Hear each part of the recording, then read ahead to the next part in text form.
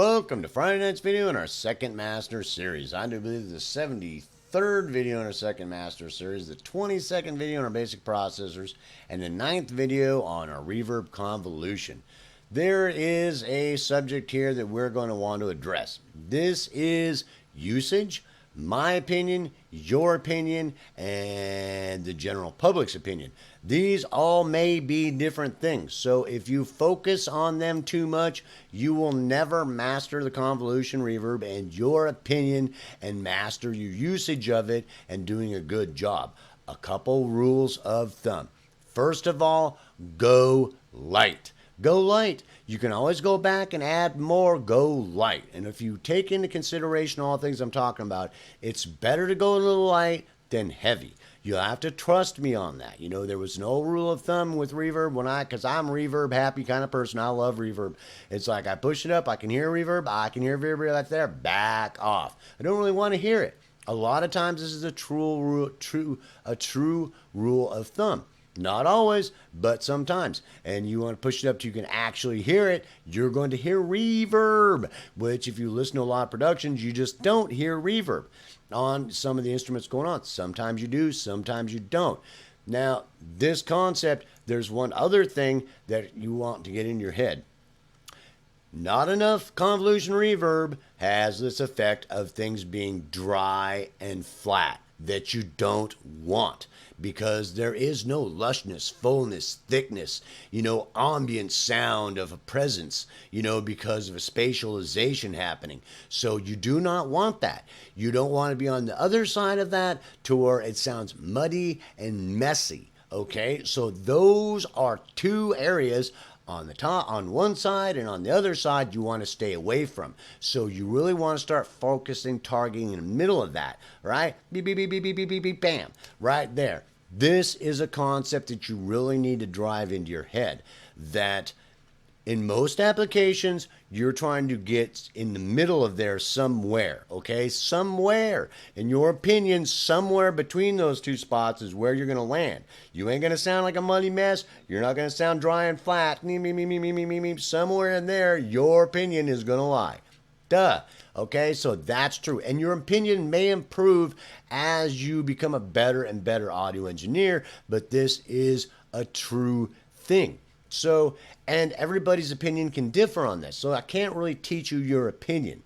Does that make sense? What I can tell you is the things we've talked about so far, the things I'm telling you right now, and telling you to focus on your opinion, finding where that is, okay? So if you utilize the things we've talked about so far and start experimenting with the things that I've talked about so far, working out workflows and things like that, checklists and whatnot, so that you can go back and check things, so that you're honing things as you go through. If you've done some work and you're going back through stages and you're to this stage, you want to go back and see, if that might have changed of how you might have done things farther back in your production using on individual tracks, the subgroups and things like that, because so that you don't make a mess out of things.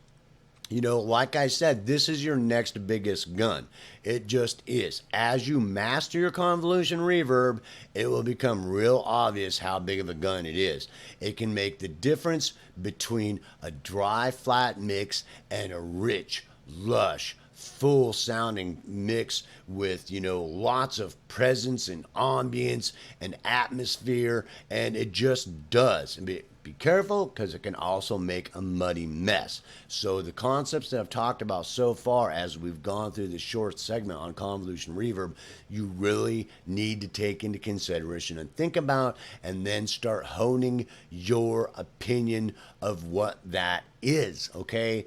So because when somebody comes to me and asks me about this, besides the things that I've talked about, that how do I do that? What's a good way to do that? Well, you understand what it's doing. Think about it. You need to take pieces of audio and test it and then look at what it's doing to it. What is the effect that it's having on it? Where is that going to be okay? Where isn't it? And we've talked about that quite a bit, at different stages, situations. We've talked about how much to apply, whether it's at the out front on top of the mix, or it's things farther back in the mix, or in things like that. different sizes of, different sizes of responses and things like that. We've talked about that quite a bit. And if you take those things into consideration and start utilizing them and start understanding, that you eventually going to have to formulate your opinion that will start to develop and improve as the more and more the more you use it, and the more you define it, and the more that you hear its effects as you go through your production and reevaluate how you're using it, and whether if something you're doing is too much, not enough, and da da da da da, that on and on and on are the things we've talked about. That it's really one of those things, being it's probably the next biggest gun you have, that it's very important for you to be really taking the time to hone your opinion of how you're utilizing this. We're going to get into some coming videos about the parameters and things like that, and you'll run into the same problem. Where can you use that? What's your opinion of that? Is it going to be causing problems in the mix? Is it going to be, you're not using enough or something, it's dry and flat, or you're overutilizing something that's going to be causing a problem? Over an entire mix, you might be just using a little bit of spatialization reverb on each one of those individual tracks, but it multiplies across an entire mix. So you have to take that in consideration. You may not think so, but just the reverberation sound that I have on, if I add this much onto the vocal, and you can hear a little bit of reverberation behind the vocal, like it's spatialization, that sound isn't the vocalist. That's a different sound. That's a spatialization reverberation sound. That's an ambient sound, atmosphere sound. Now, you've got a bunch of tracks. That sound gets multiplied depending on how many tracks you've used it on. So it's just like saying I've got a little bit of, saturation or noise, that's on each one of those individual tracks. As it multiplies across the mix, it's a bunch, right? So those kind of concepts and things we've been talking about, you really need to take into consideration, because you can find yourself a lot of times really backing off and going, well, I know if I add this much across every track, that sound, that atmosphere, ambient sound, atmospheric sound, presence, whatever, is going to multiply across those tracks, especially when we're dealing with our spatialization reverb. Not so much a lot of times when we're dealing with our bodybuilding reverb, but with our spatialization reverb, it's a sound. It's separate from the sound you're applying the convolution reverb to, that's going to get multiplied across amounts of tracks that you apply it to, that's going to multiply across the mix, that can sometimes go from having a nice, lush, full sounding mix to a muddy mess. Does that make sense? Well, you thought those individual tracks sounded fine. They didn't sound dry and, flat. I added enough and they sounded great, but I didn't take into consideration that sound is multiplied across the whole mix.